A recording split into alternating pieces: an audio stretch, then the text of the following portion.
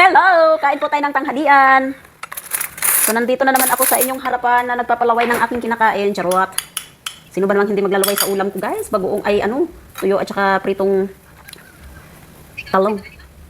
Talong, day, na prito. Ha? Talong prito?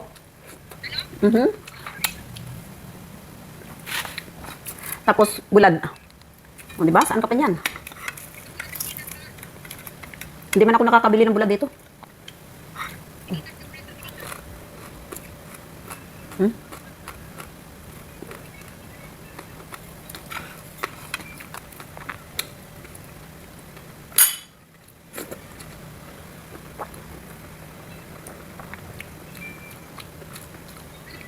Hindi na ako nag-itlog, guys, kasi parang sasawa na ako sa itlog ng itlog.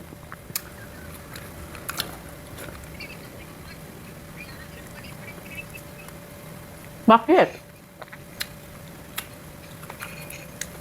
Yung kapatid ko nagpa-music ng yung naalala niyo ba, guys, yung drama dati nung sa probinsya kasi, diba, sa radyo is yung Der Kuya Loring ba yun?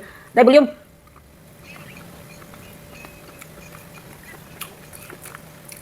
Narinig ko, naalala ko yung aking mga kagahapon.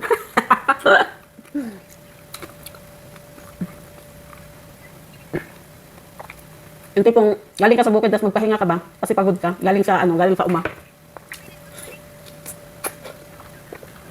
Tapos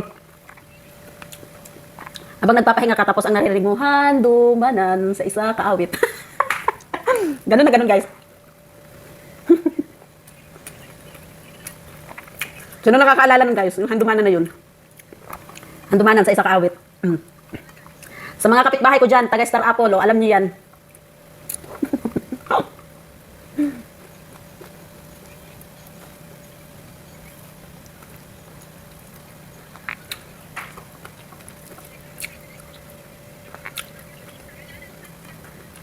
Rock. Rock. Enggak, ba?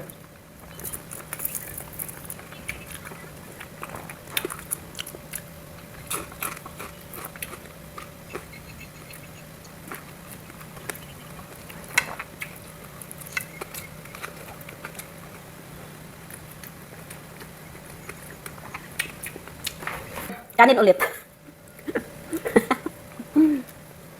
Kala nyo, ha? Hindi na ako magda-diet, guys. Kain is life.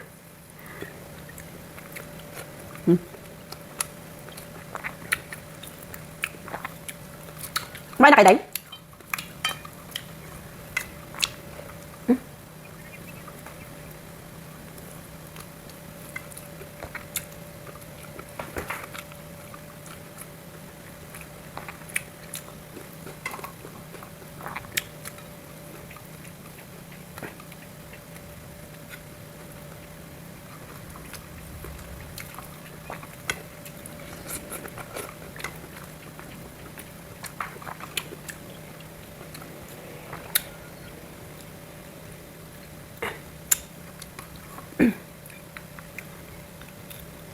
Naluugan man ako, eh.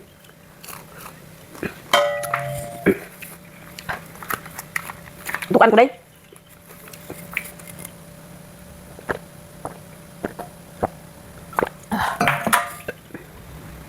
Naluugan ako. Napadami yung subo ko. Para kung para bang may nangaagaw sa kinakain ko. Sarap kasi kumain ng yung subo mo sunod-sunod ba. May kapatid akong ganun, guys. Sobrang bagal kumain. Tapos mas marami pa yung cellphone niya kaysa subo niyo. Tapos maabutan siyang natatain.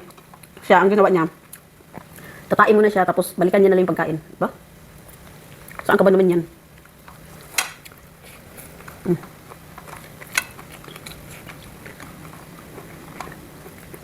Yan.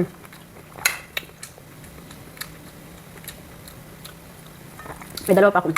May akong kainin. Thank you, Lord.